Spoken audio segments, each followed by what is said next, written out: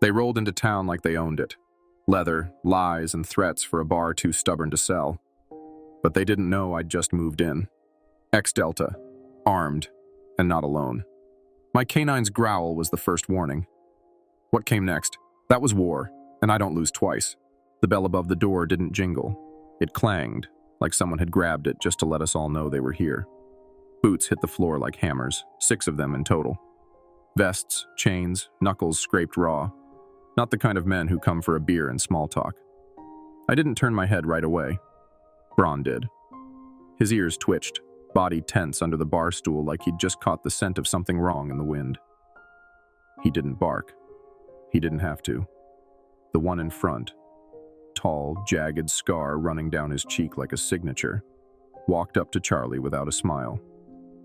"You, Charlie?" he asked. But it wasn't a question. Charlie didn't answer. Just wiped the same spot on the counter with a rag that had seen better years. His hands were trembling, barely noticeable unless you'd spent a decade watching hands right before they reached for a weapon. I had. The scarred one leaned in. "Nice place you got here. Real old school charm.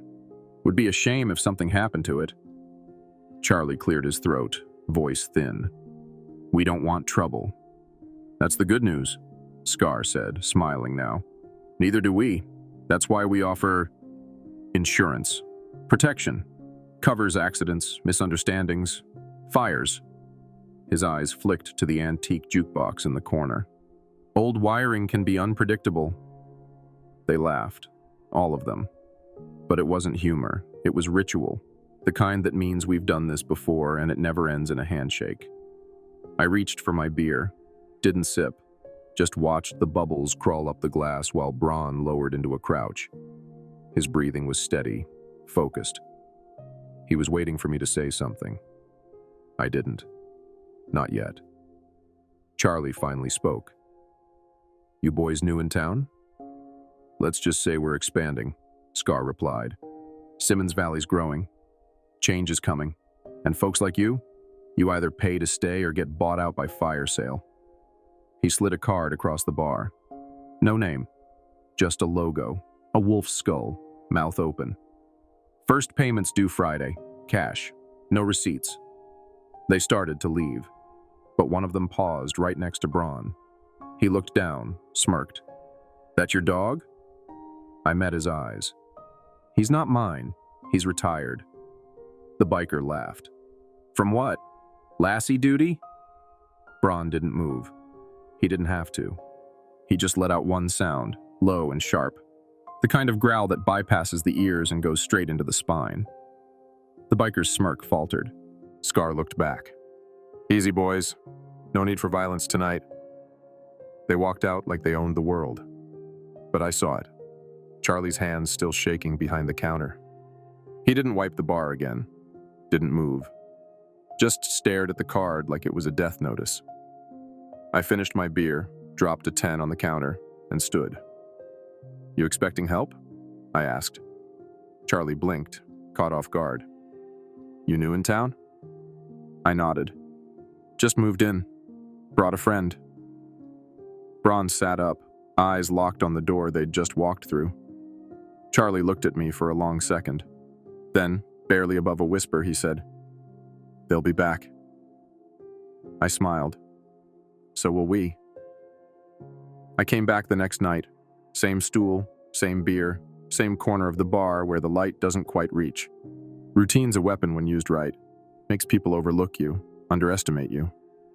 Charlie gave me a half nod, didn't say much. He was quieter tonight. Less bartender, more man counting hours he couldn't afford to lose. Braun lay at my feet like a shadow, not sleeping, just waiting. They came in louder this time, no subtlety. 2 slammed the door open with their shoulders. 1 knocked over a bar stool on purpose. Scar was there again, still leading. They hadn't brought more numbers, still 6, but now they spread out. 1 leaned on the jukebox, another near the pool table. It was a claiming ritual, territorial piss. I didn't look at them directly, just watched their reflections in the bar mirror. That's how you spot who's nervous and who's planning. The ones who talk loudest are rarely the ones who hit first. My money was on the guy by the pool table. He was checking exits. Scar, though, he was relaxed. This was his script. He'd done this dance in 100 towns just like ours. He thought he was safe. Charlie tried to keep his voice steady. I haven't made a decision yet. Scar smiled, pulled a toothpick from behind his ear. That's the wrong thing to say. There's no decision here, Charlie. There's Friday, and there's Ash. You don't get to choose both. Charlie reached for the register. I watched his hand. Slow, too slow. He was afraid to even pretend to pay them. That fear, that's what they were here for. Not money, not really. It was about control, compliance. Then Braun growled. Not a bark, not a whimper, a deep, vibrating signal, like a wire being pulled tight. The whole bar shifted. Every set of eyes landed on us. Scar turned, still playing casual, but I saw the flicker in his eye. He hadn't noticed us until now. That bothered him. Your dog's got an attitude, he said. I lifted my glass, didn't drink. He doesn't growl unless someone's made a decision they shouldn't have. Scar raised a brow. That right? Braun stood, slowly, ears up, chest wide. You can't train presence like that. It's either forged in fire or it isn't there. He didn't lunge. He didn't bark. He just stared at the guy by the pool table, the one scanning exits. That guy stepped back. Scar looked at me harder now. You law? No. Military? I didn't answer. He chuckled, but it sounded thinner. Well, stranger, this ain't your fight. I nodded. Not yet. He leaned closer to Charlie. Friday, he said again. Then he turned and walked out. The rest followed, but slower this time. Less posturing, more checking over shoulders.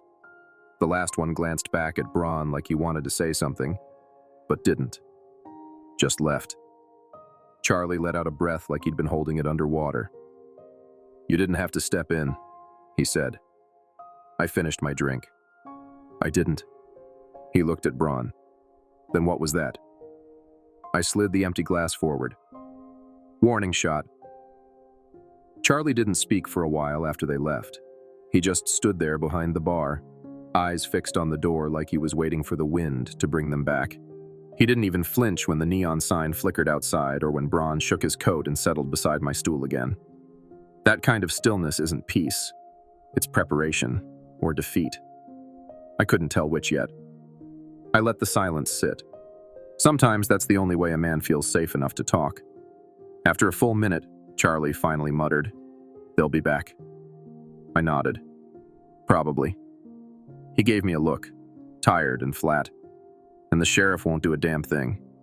Town's been crawling with those types ever since the housing project got greenlit up by Miller's Hill. New money. Fast money. All backed by shadow loans and muscle. Same crew tried to shake down the gas station last month. Owner caved. Signed over half his land and still ended up with a smashed windshield 3 days later. His hands weren't shaking now. They were just slow. Wrung the rag out over the sink, then started wiping the bar again like it gave him purpose. That's the part people don't talk about when fear settles in. It steals your rhythm first. Makes every motion a negotiation. I reached into my coat and pulled out a card. Not flashy, just a burner number. Nothing tied to me. Nothing traceable. I slid it across the bar, slow enough for him to watch Braun's eyes while I moved. You've got options, I said. Charlie didn't pick it up. What kind of options? The kind that don't involve fire or compliance. The kind where you still get to wake up behind your own bar next month. He looked at me then, like he was trying to see past the beard and the quiet tone. Like he was trying to read the parts of me I didn't offer. UX? I didn't answer. He nodded like he didn't expect me to. You any good? Braun lifted his head slightly at that, almost smiled. I'm still alive, I said, and so is he. Charlie exhaled through his nose, slow. I appreciate the gesture, I do. But you should know, people who get involved with them, they end up gone, or changed. I stood. Braun followed. I'm not here to be a hero. Just a neighbor. Charlie didn't say no. He didn't say yes either. But as I pushed the door open, I heard him pick up the card. That was enough. Outside, the air had cooled. A distant hum of an engine somewhere in the hills carried on the wind. Braun sniffed the air, ears forward, tail stiff. I knelt beside him. "Let him come," I said softly. He just stared into the dark like he already knew the route they'd take. We were in it now. People see a man with a dog and they make assumptions. Guy's lonely, probably traveling, vet maybe, keeps to himself. They nod politely, then forget him as soon as he passes. No one ever looks twice at the dog. They don't see the scar under Braun's left eye, or the faint tattoo inked inside his ear. Military ID, faded now. They see a mutt. I see the only soul who's ever dragged me out of a blast radius under fire. Kandahar was a different kind of quiet. Dry, brittle silence. Like the whole place had forgotten how to breathe. That's where Braun earned his bones. He was trained to detect what most men never saw coming. And he never missed. Not once. He could catch the scent of RDX from 30 feet away with a crosswind. They tried to retire him once, early. Said he was agitated in the kennels. That's because they stuck him in a pen after 5 deployments. You don't cage a soldier like that and expect him to play fetch. I took him back. Signed my name on a stack of papers 3 inches thick. Promised to handle him. Train him. Keep him civilian compliant. The truth was, I didn't need to train him.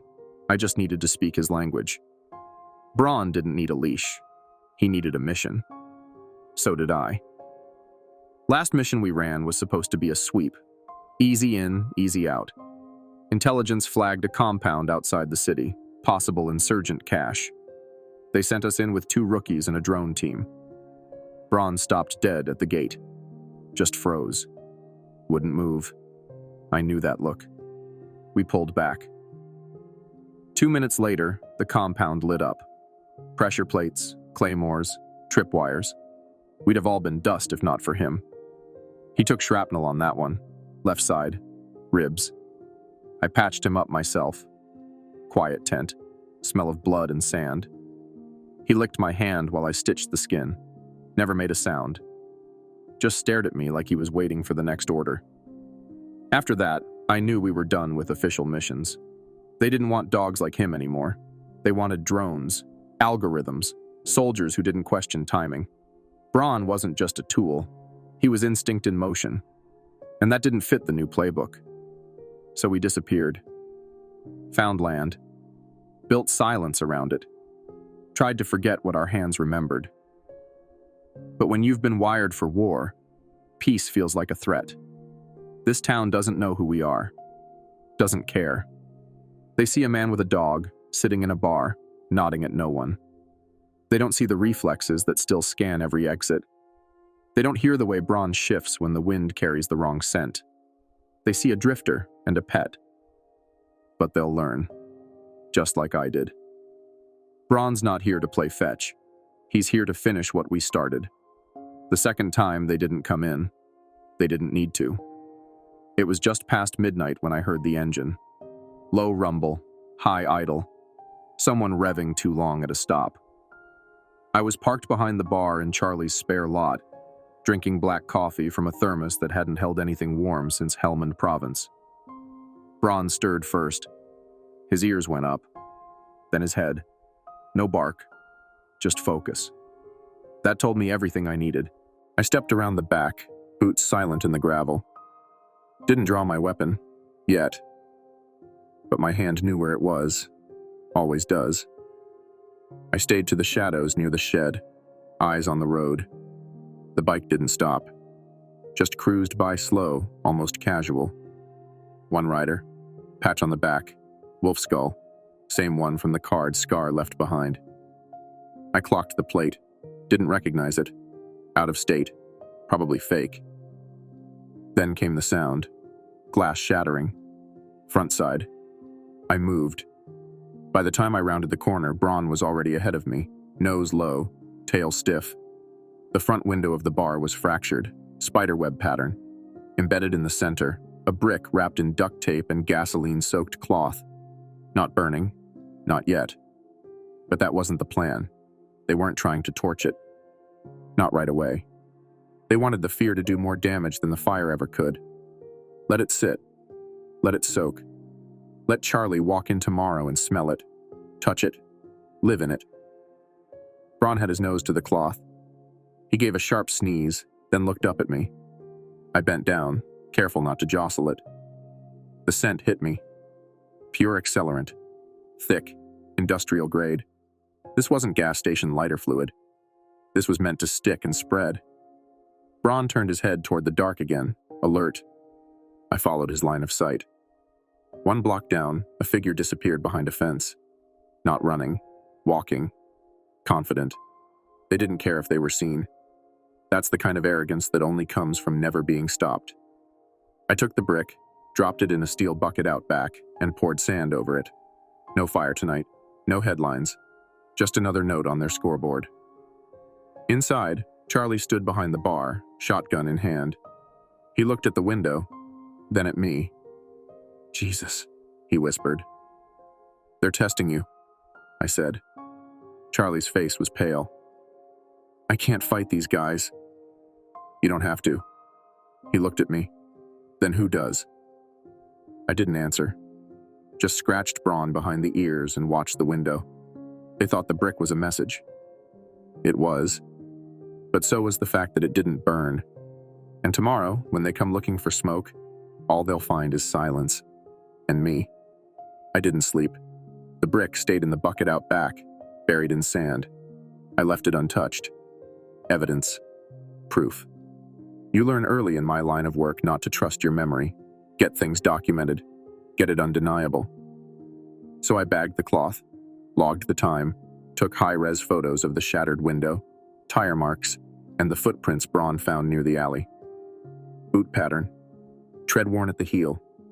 Same as the guy who leaned on the jukebox that first night. I wasn't guessing. I was building a case. The sheriff's office sat at the edge of town like an afterthought. 1-story building with a faded badge painted on the side and a dented cruiser out front. I walked in with Braun at my side and the duffel in my hand.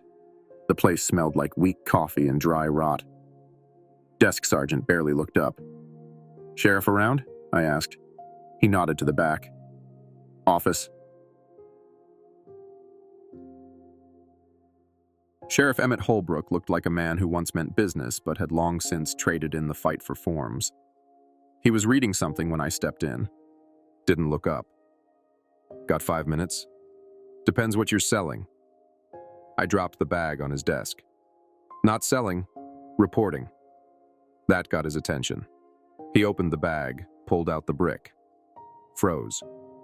They tossed it through Charlie's window last night. No flame, just threat. But it was prepped, accelerant, industrial. Check the cloth. He didn't touch it. Just stared like it might bite. I've got photos. License plate. Boot prints. And? That one word hung there too long. And? I said, voice flat. This isn't vandalism. This is organized pressure, extortion. You know what this is. He leaned back in his chair. I know what it is. I also know what happens if I try to push back. Those guys aren't local punks. They're connected. We're outnumbered, outgunned. I've got 2 deputies and a busted patrol car. You think I haven't tried? Braun gave a low, warning growl. Not for show, just instinct. Holbrook looked at him, then at me. I nodded. You're not outgunned anymore. His eyes narrowed. What's your story? New in town. Don't like bullies. You former military? I didn't answer. He leaned forward. Listen, I get it. You think you can cowboy your way through this. But this isn't Afghanistan. This is a town. With rules. I push too hard, someone ends up dead, and the state sends in a replacement with a bigger clipboard and less spine. I stared at him for a long moment. That's your call. But don't act like you didn't see this coming. I turned to go. You planning on doing something about it? He asked. Braun stopped at the door, looked back. That stare could freeze lava. I paused. You already know the answer. Outside, the wind had picked up. Dirt kicked across the road. A storm was coming. And this time, I was the one bringing it. The days got quieter after that. But the kind of quiet that hides a growl underneath it. The kind that tells you things aren't over. They're shifting. I didn't wait for another brick, or a fire, or a body. I went looking. Recon isn't about action. It's about stillness. Listening more than moving. I started in town. Tracked the bikes. One had been spotted behind the feed store. Another parked too long near the school, engine idling while kids crossed the lot. That wasn't intimidation. That was intelligence gathering. They were building a map of this town, of who mattered and who could be pushed. I walked routes at night, down alleys, along service roads. I wasn't hiding. I was observing. The local bar crowd thinned out early now. Charlie stopped playing music altogether. The jukebox just sat there like a relic, unplugged and silent. Braun didn't leave my side. He could feel it too, the shift. Every time we passed a driveway or a parked truck, his ears flicked, nose testing the wind. He was searching for something he couldn't quite name. The trail broke open outside town. West Road. 2 tire ruts off the main highway just before the tree line thickens. Most would miss it. I didn't. The tracks were fresh. Same worn tread Braun flagged the night of the brick. We followed it. 5 miles out, tucked behind a scrapyard that hadn't seen a customer in a decade, I found them. Camo tents, low lights, noise discipline. That wasn't a camp. It was a base. 2 trucks with blacked-out plates. 6 bikes lined up clean and silent. They were parked like soldiers, not street punks. That told me everything. The tents weren't for sleeping. One was wired, power inverter humming like a nervous tick. Another had a folding table with something under a tarp. Gear, most likely. The kind not sold in hardware stores. I didn't need to get close. I'd seen enough out there to understand layouts like this. Entry points, fire lanes, line of sight. Every setup tells a story, and this one whispered, "We've done this before."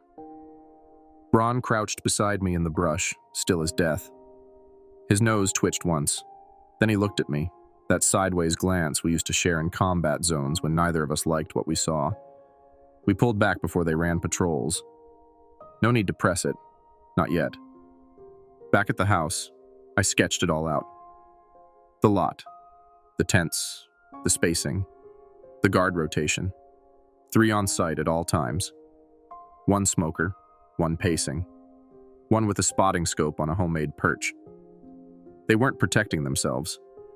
They were waiting for something. Maybe someone. I looked at Braun. "They think this town's already folded." He blinked once. "They haven't met the resistance yet." He didn't growl. He didn't have to. Because tomorrow we start marking territory too. It was there when Charlie opened the bar, nailed right to the wood just left of the handle. A possum. Dead. Jaw slack. Eyes open. Flies already circling. But it wasn't roadkill. This was cleaned. Posed. Nailed in with surgical precision. Like someone wanted it to hang, not fall. That's not random cruelty. That's a signature. Charlie didn't touch it. Just called me. I was there before the sun finished rising. Braun at my side like always, pacing near the door with his hackles twitching. I didn't ask who found it. I didn't ask how many people had seen it. Didn't matter. Word would spread fast in a town this size. That was the point. I pulled the thing down with gloves and dropped it in a black bag. Braun sniffed once, then growled. Not because of the stench. Because of the scent underneath it. He'd smelled whoever left it behind. "They're escalating," Charlie said, his voice tight. "No," I replied. "They're marking territory." He leaned on the bar rail, palms flat. "What do we do?" "We send a message." I went home and pulled the case I hadn't touched in 3 years. Inside, a Mavic Pro thermal drone, modded, silent rotors, custom signal booster. I charged it, programmed the path manually. 5-minute window, just enough. I didn't need footage. I needed presence. At 0300, I launched it from the ridge above the scrapyard. Wind was low, sky clear. I kept altitude below FAA thresholds and flew it tight, just above the tents. The thermal lens lit up like a firework display.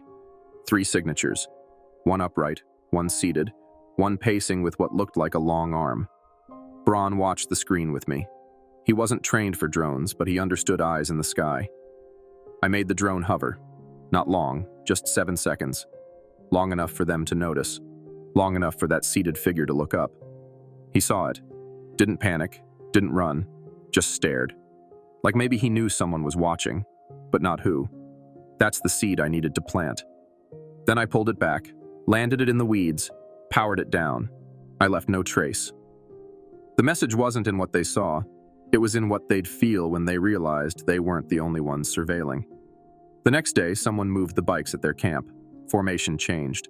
Perimeter widened. 2 new floodlights added to the edge. They didn't sound the alarm, but they shifted their posture. That's how wolves react when another predator enters the territory. Not with panic, with caution. Charlie called again that afternoon. Said the possum was gone. Just gone. Like it had never been there. No stain, no blood. Like the message had served its purpose and was now erased. I looked at Braun as he watched the tree line outside the window. "They're adjusting," I said. He blinked once. "Good. That means they're nervous." And nervous men always make mistakes. Charlie didn't talk much after the possum. Not about the gang. Not about what was coming. Just poured drinks slower, smiled less. The jukebox stayed dark. Locals still came in, but the mood had shifted. Like we were all waiting for something we didn't want to name. It was a slow night when he finally opened up. No customers. Just the hum of the beer cooler and the creak of the old ceiling fan. I was nursing a drink, Braun sprawled out by the stool like a rug with a heartbeat. Charlie came out from behind the bar and sat across from me. No apron, no bottle in hand, just a photo. He slid it across the table. "That's my son," he said quietly. The kid in the picture looked mid-20s. Strong jaw, bright eyes, marine dress blues. Chest puffed like he hadn't learned how cruel the world could be yet. "He served?" Charlie nodded. 3 tours. Got out. Came home. Thought he'd seen the worst of it over there. He hadn't. I didn't say anything. Just waited. "He got a job with the county," Charlie went on. "Zoning office. Clean, stable. Until he started asking questions." "What kind?" "Land purchases. Transfers. Sudden property flips with no paper trail. He thought it was fraud. Maybe money laundering. Told me he was going to file a report." "And?" Charlie looked away. "Next day, he didn't show up for work. Phone went dead. Cops said he probably ran off. Stress, PTSD, whatever.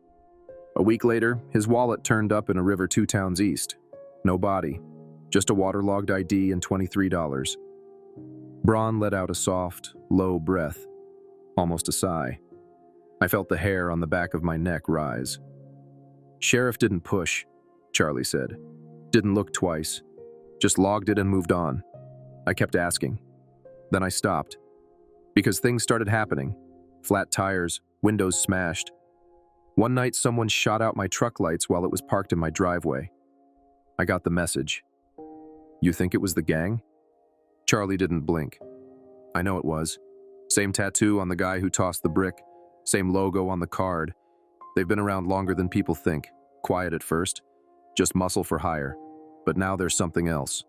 He tapped the photo. "My son wouldn't back down. And I think they buried him for it." I picked up the photo. Held it in my hand. The face looking back at me was brave. Naive. Determined. That kind of resolve doesn't go quietly. And neither do the people who loved it. Charlie stood. Walked back behind the bar. Poured himself 2 fingers of something old and brown. "I didn't ask you to help," he said. "Still won't." I nodded. "Doesn't matter. I already did." Braun lifted his head. And in that moment, I knew this wasn't just about intimidation or turf or money. It was about legacy. and they'd picked the wrong bar to try and erase one. They'd made one mistake already, showing their hand too early. That brick wasn't just a warning, it was a schedule. They were coming back, and they wanted us to know it. That meant I had time. And when you've got time, you don't wait, you build. The bar was old, but it had bones. Solid wood, steel beams, crawl space access, places to hide wires, corners to embed eyes. I started with the foundation, ran a cable from the back storeroom to a hub I installed under the sink. Motion sensors went under the porch, behind the side entrance, beneath both bar windows. IR trip alarms along the alley. Vibration plates on the roof. Everything wired tight. Clean. Synced to a burner tablet that stayed with me at all times. Not explosive. Just educational. The cameras were the tricky part. I kept them low. Angles most wouldn't notice unless they were looking for them. One in the cigarette machine's coin return. Another inside the antique cash register, gutted and repurposed. The last one mounted under a ceiling fan blade, set to rotate with the room. It gave me a full sweep every 90 seconds. I taught Braun the scent cues next. Brought out the old packs, the oils, the tags. He picked it all back up like he never forgot. Gun oil, cordite, diesel mix, sweat with too much adrenaline. The man can lie, the dog can't. Every day before sundown, we did drills. I'd move around the bar, plant different scents. He'd sniff, growl, alert, on cue, silent, precise. The old commands came back like muscle memory. Right paw tap, explosive trace. Left paw, weapon holstered. Sit and blink, hostile intent. Simple, efficient, perfect. Charlie watched from behind the counter, arms crossed. You training him to kill? No, I said. I'm training him to speak. He didn't argue, just went back to cleaning glasses that didn't need cleaning. I reinforced the back door with a steel bar, replaced the deadbolt with a magnetic lock, pressure sensor beneath the mat. Not enough to stop an army, just enough to make the first one bleed. If I could slow them, even stagger them, that would be enough. You don't win a war with firepower. You win it by controlling time. I mapped every angle, every entry point, drew it on a paper napkin, then burned it. My head was the safest hard drive there was. By the time Friday rolled around, the bar looked the same as always. But it wasn't. It was something else now. Not a business. Not a watering hole. It was bait. Camouflaged in neon signs and worn bar stools. A trap. Charlie locked the door early. Braun and I waited upstairs in the storeroom, lights off, tablet glowing soft in my hand. All systems armed. He sniffed once. Nose to the door. Then he looked up at me. They were close. And this time, we were ready. The first engine broke the quiet at 1:47 a.m. Not cautious. Arrogant. 4 bikes, 2 trucks, just like I figured. No formation, no radio chatter. These weren't tacticians. These were enforcers. Muscle with a script, roll in, break something, leave the message. Same thing they'd done a dozen times before. But this time, the bar wasn't defenseless. This time, it was wired like a snare. I was already on the roof when the first bike peeled off toward the back entrance. Braun was crouched low in the alley, hidden beneath stacked crates and rain-soaked tarps. His ears were forward, nose twitching. I gave the signal. No sound, just a flick of my finger through the vent slats. He didn't move. Not yet. They dismounted like they owned the place. One of them tossed a bottle at the window. It bounced off, reinforced acrylic. Didn't shatter. Confused him. That hesitation cost them. The first trap triggered, a motion sensor wired to the neon sign above the door. It blew the fuse on the breaker and cut every exterior light in a blink. The whole block dropped into darkness. Then silence. Then movement. They clustered near the trucks, trying to regroup, eyes adjusting to the sudden dark. That's when Braun moved. Silent through the alley, low to the ground. He circled wide, passed behind the second truck. I saw the guy in the passenger seat lean out to check what was wrong. Braun was already gone by then. But not before he dragged a scent marker under the wheel well. That was step 2. Step 3 was mine. I dropped down the fire escape, boots silent, weapon holstered. Not time for that yet. I moved fast through the side entrance. Magnetic lock already disengaged. The camera feed on my burner showed the third man trying to open the rear door with a crowbar. I let him. He never touched the handle, because the pressure plate below it went first. Not an explosion, just a sonic flashbang, a tool I rigged from an old deer deterrent in a smoke canister. The result was blinding white fog and a scream from the guy who took the brunt of it to the face. Braun pounced before the others could reach him. Not a bite, just pressure. Braun took him down by the forearm and held, silent, steady, eyes locked. He didn't even bark. The others panicked, loud, sloppy. One fired into the air. I clocked him. 2 skinny, nervous fingers. No threat. I stepped out of the shadows behind the bar. "That's enough," I said. They froze. Not from my voice, but from the fact I was already inside their circle. The biggest one raised his weapon. I raised the remote in my hand. "Try it," I said. He didn't. Braun growled. Low. Final. One by one, they backed off, eyes darting to the roof, the alley, the glowing blue light on the wall-mounted sensor they hadn't even noticed. They came thinking they were predators, but they just walked into the cage. And now they knew it. He came in like a wrecking ball, 6'4", maybe 230, all shoulders and rage. Some men try to intimidate with silence. This one preferred volume. Kicked the back door so hard the hinges snapped, then charged through the dark like the building owed him blood. He was shouting before his boots hit the floor, echoing through the narrow hallway between the bar's back office and the supply closet. I didn't move, just watched from the shadows off the stairwell landing. Braun stood 10 feet down the hall, teeth bared but still. A statue with a pulse. The big guy locked onto him immediately. "I'll gut that mutt!" he roared, swinging a length of pipe like it was an extension of his fury. He never saw the wire. Thin as thread, anchored low. Meant for ankles, not heads. A simple trip line, stretched tight across the hallway just above his boot height. He hit it mid-stride, and it was like someone cut the strings on a puppet. He pitched forward with a grunt, momentum carrying him hard into the floor. Pipe flew, ribs hit concrete, and his breath left him in a single thick cough. He didn't even scream. Braun launched. Not for the throat, not for the kill. He hit the man square on the back, teeth clamped down on the shoulder blade through leather, pinning him with sheer weight and precision. Braun knew how to hold without mauling. That was training, not aggression. The man thrashed, gurgled, tried to swing with his free hand, but Braun adjusted, dug in tighter.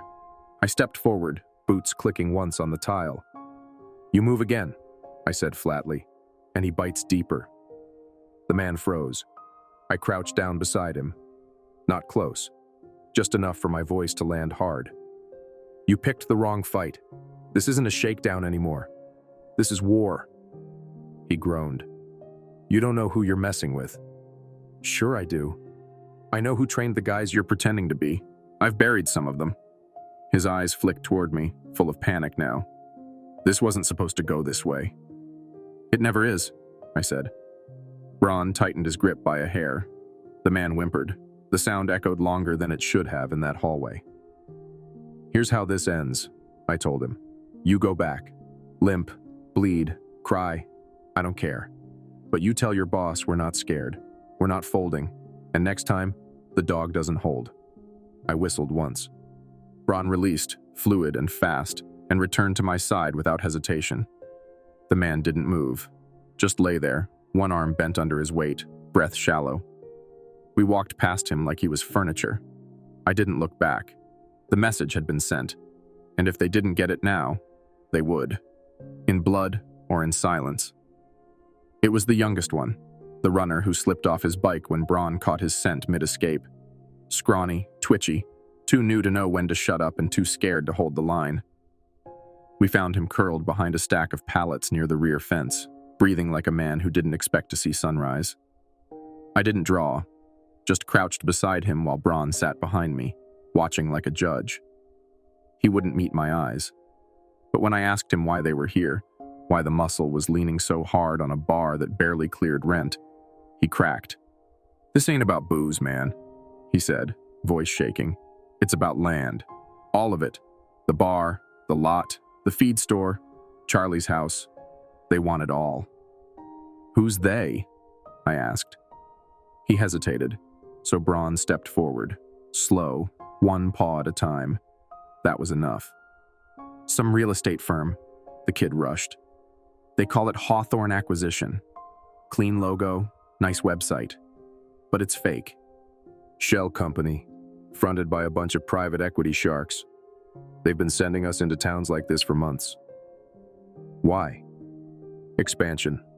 Rural to resort conversion.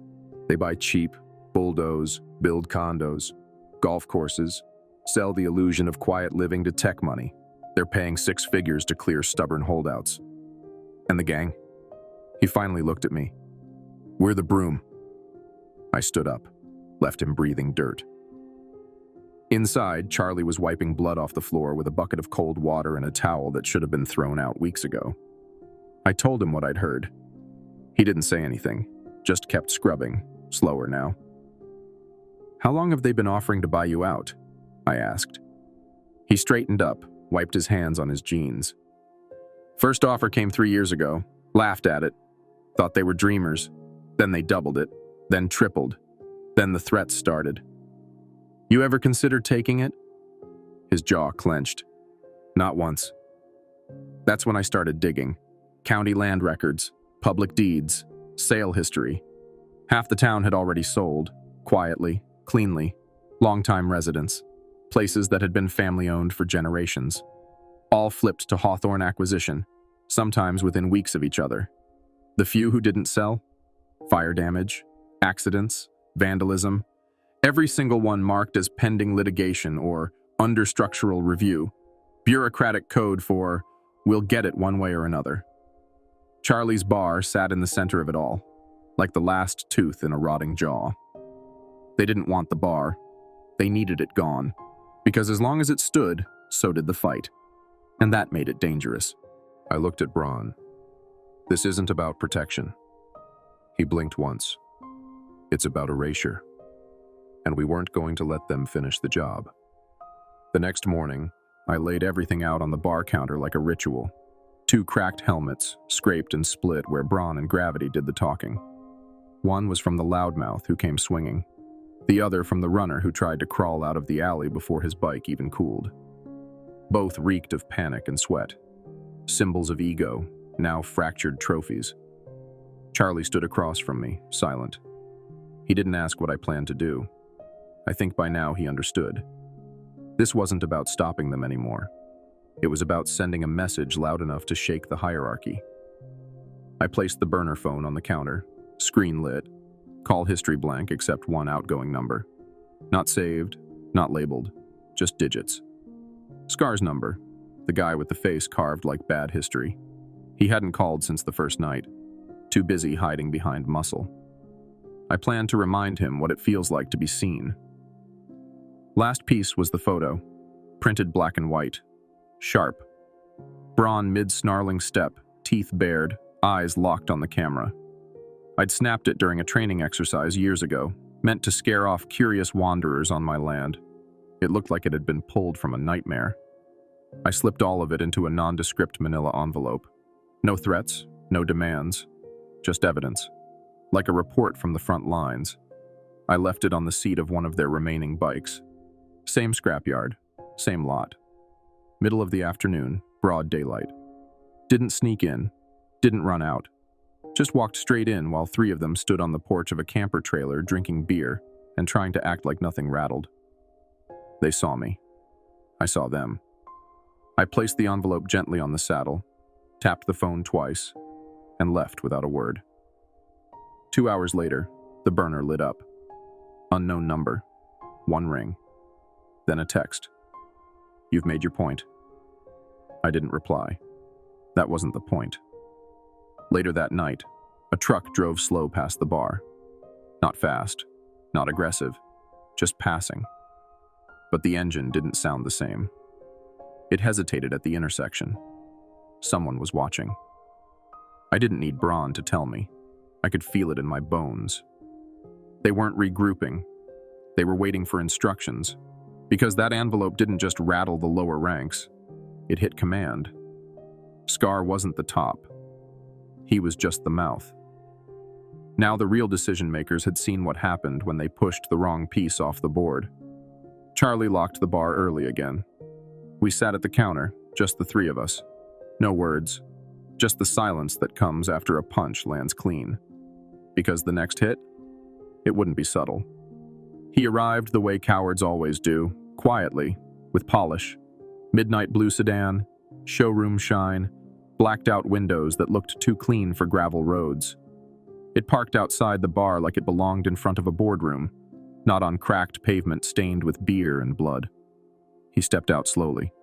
No patch, no tattoos, just a tailored suit, smooth hair, mirrored sunglasses he didn't need at dusk. Left hand in his pocket, right one tugging at his cufflinks.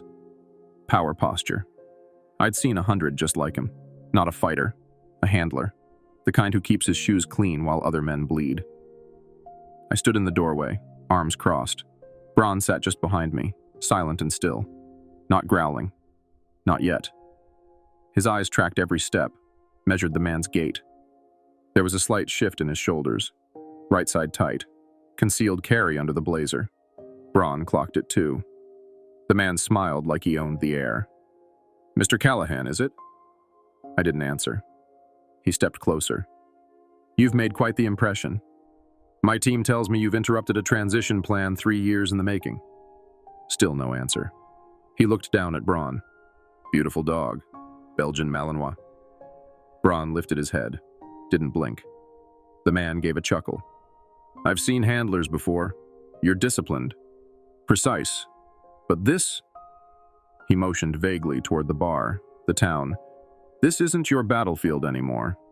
You've built something small here. Quiet. That's worth preserving, isn't it?"